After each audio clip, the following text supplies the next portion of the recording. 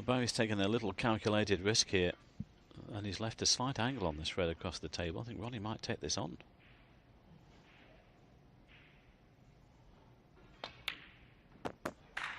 Well, he knew that was a possible, leaving the white near the top cushion, but that's still a great pot on the red.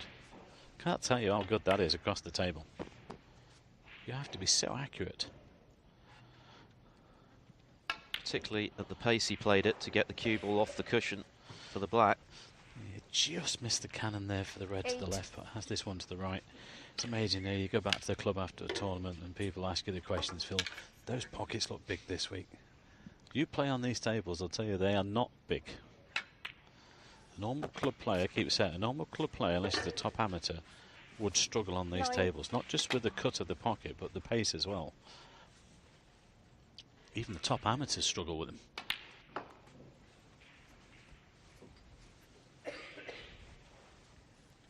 But Ronnie's not struggling here. Back in prime position, 17. back in good form. He's concentrating well again and looking to take out this match. Has he gone too far? Might have done. Well, there's another example of the pace of the table. Just the merest touch of the cue ball and just flies away. So responsive. I think this one passes the blue though to the corner.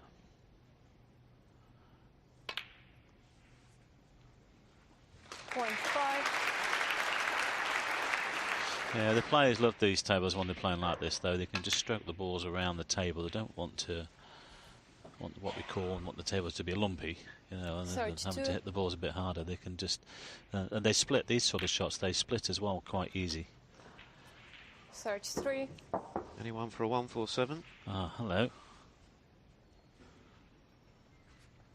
£10,000 this week, bonus, if one is made.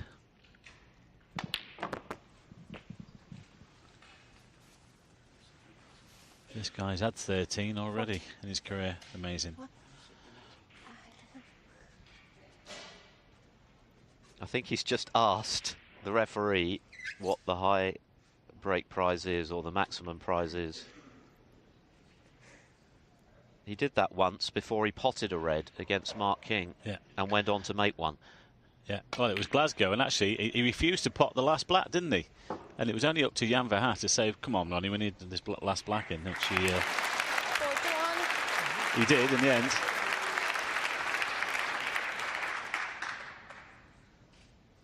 Takes some bravado, that, doesn't it? Well, to ask the referee before you've potted a ball whether there's a high prize for a maximum and then make one.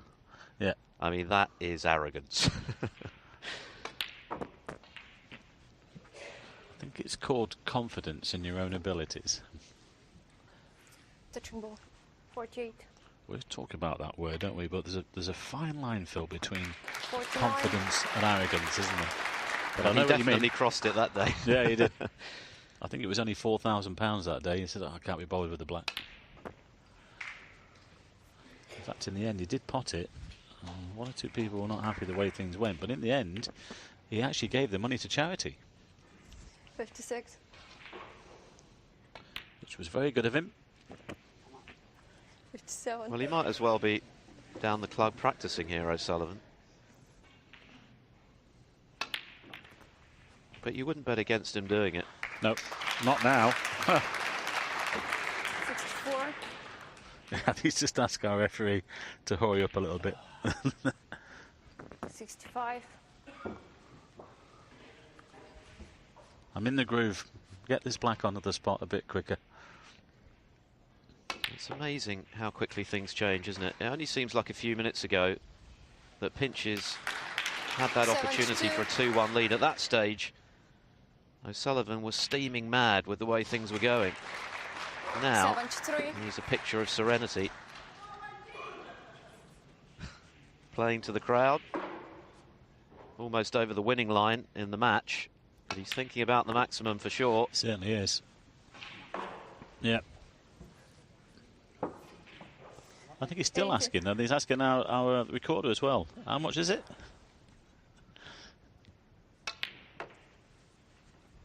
Well, Well, even for a millionaire, £10,000 is worth having. Yeah, a little bit more Versace.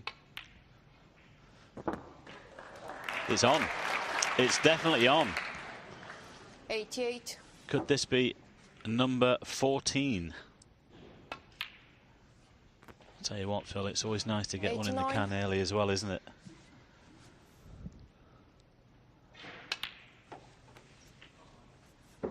Well, enjoy this guy while you can, because 96. you don't see his like very often. 97. A once-in-a-generation player, Ronnie O'Sullivan. Yeah. In fact, he may be an even rarer breed than that. There's the century.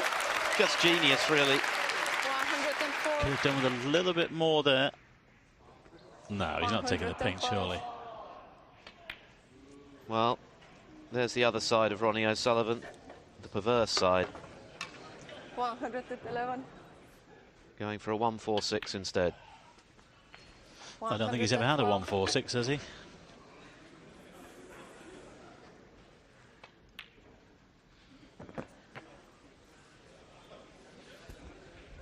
$119.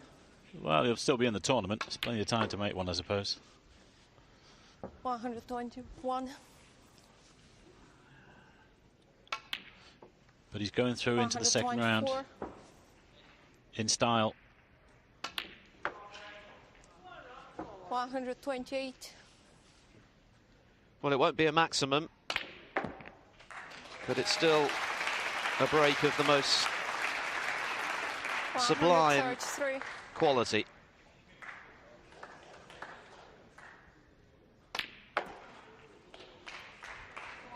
And you get the feeling that if he'd wanted to make the maximum, he could have done. He chose not to. Controversial in some people's eyes, but that was just absolutely magnificent. Ronnie O'Sullivan finishes with a flourish, a 146 clearance, which might well have been a 147 had he chosen the black. Instead, he chose the pink, but he threw 4-1.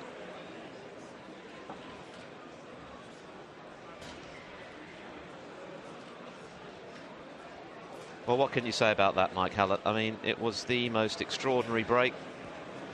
Ronnie O'Sullivan playing to the crowd throughout the break, asking people how much was available for the maximum. The answer to that question, I'm not sure if he ever got it, was £10,000, and he opted not to play for it. Well, I don't know. I'm not going to say anything about that. That's Ronnie all over, isn't it? But still a wonderful break. It was quite magnificent. One of the best 146s you'll ever see, for sure.